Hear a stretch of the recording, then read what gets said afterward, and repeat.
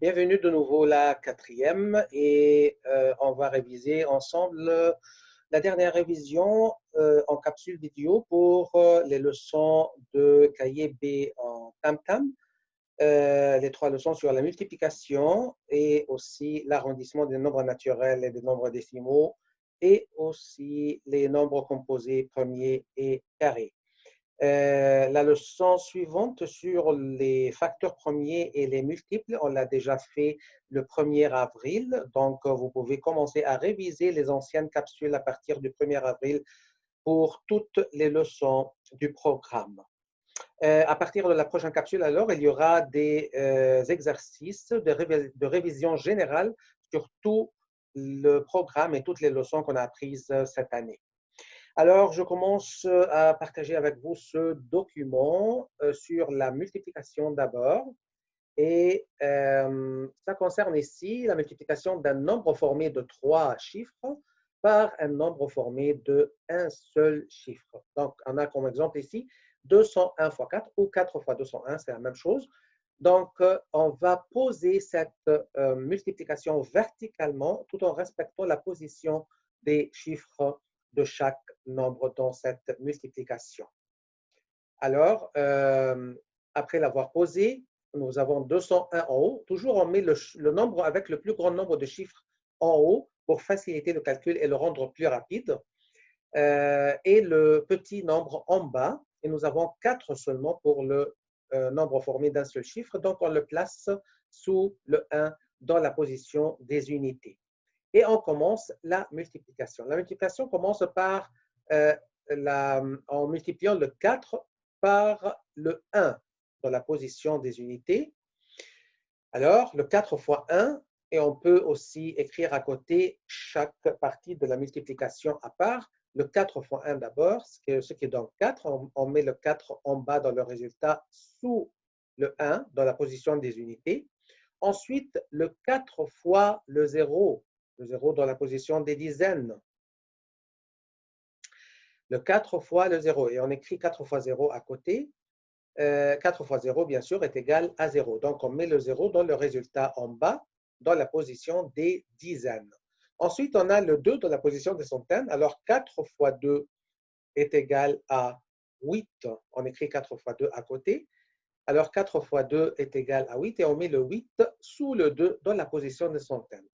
Alors, nous voyons ici que 4 était multiplié d'abord par une unité.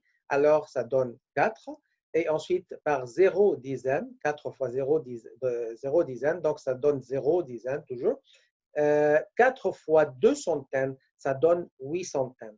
Alors, si on veut décomposer le 804, on peut dire que c'est le résultat de l'addition de 800 plus 0 plus 4, ou 8 centaines plus 0 dizaine plus 4 unités.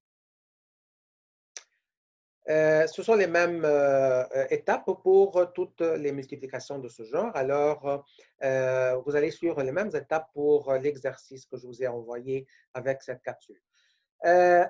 Alors, pour l'arrondissement, voici les étapes à suivre pour arrondir un nombre à une position donnée. Repérer le chiffre représentant l'ordre de grandeur, c'est-à-dire repérer le chiffre pour lequel on veut faire l'arrondissement. La position de ce chiffre, c'est quelle position? Et ensuite, regardez le chiffre qui suit, se trouve à sa droite, le chiffre à droite. Si le chiffre à droite du nombre à arrondir est inférieur à 5, laissez le chiffre à arrondir tel quel. S'il est supérieur ou égal à 5, ajoutez 1 au chiffre à arrondir. Dernière étape, compléter en remplaçant par des zéros tous les chiffres qui suivent, c'est-à-dire qui sont à droite. Exemple, si on arrondit 5327 à la centaine près, qu'est-ce qu'on obtient? Où est la centaine? Alors, unité, dizaine, centaine, unité de 1000. Alors, la centaine, c'est le 3. Le 3 est dans la position de centaine. C'est pour cette position qu'on doit faire l'arrondissement. Alors, qu'est-ce qu'il y a à droite du 3? On a un 2. Le 2 est inférieur à 5. Donc, le 3 ne change pas. Ainsi, le 5 de l'unité de 1000. mais tous les chiffres après le 3 à droite sont transformés en 0. Alors, le résultat ici, c'est 5300. 5300. À noter, les zéros que l'on ajoute à la fin du nombre dans la partie décimale, on va voir ça dans le nombre décimal en quelques instants, ne changent pas la valeur du nombre. Et on va voir un exemple ici en quelques instants. Si on arrondit 7483 à l'unité de 1000 près, qu'est-ce qu'on obtient? Donc, toujours, on a dans notre esprit la position de chaque chiffre du nombre devant nous. Alors, le 3, c'est dans la position d'unité, le 8, c'est les dizaines, le 4, c'est les centaines, et le 7, c'est l'unité de 1000. On veut faire l'arrondissement à l'unité de 1000, c'est-à-dire au 7. Alors, tout d'abord, on doit voir qu'est-ce qu'il y a à droite du 7. C'est un 4. Le 4 est inférieur à 5, donc le 7 ne change pas et tout ce qui suit est transformé en 0. Le résultat, donc, est 7000. Si on arrondit 595 à la dizaine près, qu'est-ce qu'on obtient? Alors, le 5, c'est unité, le 9, c'est dizaine, le 5, c'est centaine. La position demandée pour l'arrondissement, c'est la dizaine. Alors, le 9 est dans la position des dizaines. Qu'est-ce qu'il y a après le 9? Il y a un 5. Oui, le 5 va changer le 9 en lui ajoutant 1. Alors, le 9 plus 1, ça donne 10. Le 0 du 10 va être placé dans la position des dizaines et le 1 va être ajouté à la position des centaines, là où il y a déjà 5. Alors, le 1 ajouté au 5, ça devient 6. Ainsi, on a 6, 0 et le 5 d'habitude à la fin à droite se transforme en 0. Donc, le résultat final, c'est 600. Alors, nous voyons ici les résultats des les trois premiers arrondissements qu'on vient de faire. 5327 arrondi à la centaine près, ça devient 5300. 7483 arrondi à l'unité de 1000 près devient 7000. 595 à la dizaine près devient 600. Il nous reste encore le dernier exemple pour les nombres décimaux. Qu'est-ce qu'on va obtenir comme résultat si on arrondit 34,578 au centième près? Toujours, ce sont les mêmes étapes à suivre. On cherche le chiffre ciblé pour l'arrondissement. On demande au centième. Où est le centième ici? Nous savons que le premier chiffre après la virgule, c'est le chiffre des dixièmes. Ensuite, le deuxième chiffre après la virgule, c'est le chiffre des centièmes. Et le troisième chiffre, ça s'appelle le chiffre des millièmes. Alors, centième près, c'est-à-dire la position du chiffre 7. C'est la position des centièmes. Qu'est-ce qu'il y a à droite du 7? On a un 8. Alors, le 8 va augmenter le 7 de 1. Alors, le 7 va devenir 8 et tous les chiffres avant restent tels quels et le 8 après le 7 est transformé en 0. Le résultat final donc devra être 34,58 ou 34,580. Les deux sont corrects. Car le 0, si c'est ajouté après le 8, ça n'a pas de valeur à la fin de la partie décimale, après la virgule, dans un nombre décimal. Le 0 à la fin n'a aucune valeur. On peut l'ajouter, on peut le supprimer, car ça n'a pas de valeur. Voilà, ça c'était pour l'arrondissement, pour les nombres naturels et les nombres décimaux. Je passe maintenant à la dernière leçon sur les nombres premiers, les nombres carrés et les nombres composés. En commençant par les nombres premiers d'abord, comme définition, un nombre premier est un nombre naturel qui n'a que deux diviseurs positifs différents, c'est-à-dire le 1 et le nombre même. C'est-à-dire, par exemple, un nombre premier comme le 7.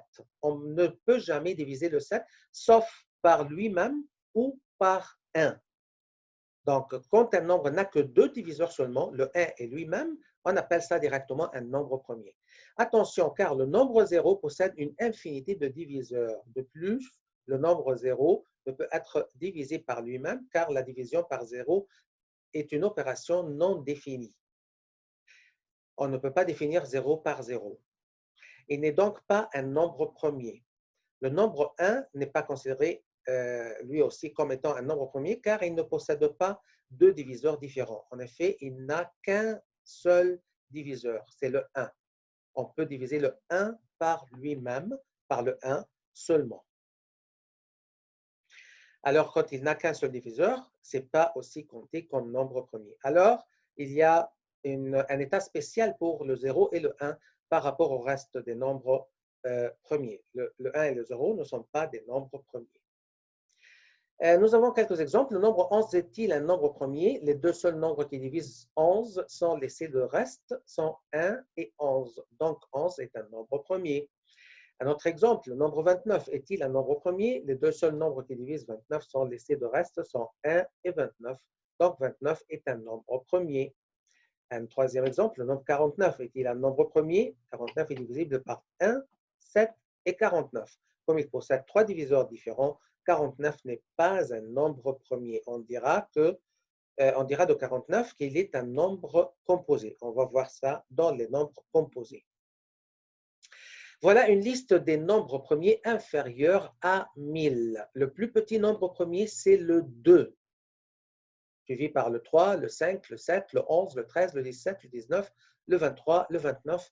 Pour le nombre de la première rangée, c'est très suffisant, mais si vous voulez aller jusqu'au nombre proche du 1000, vous avez le dernier nombre, 997, qui est aussi un nombre premier.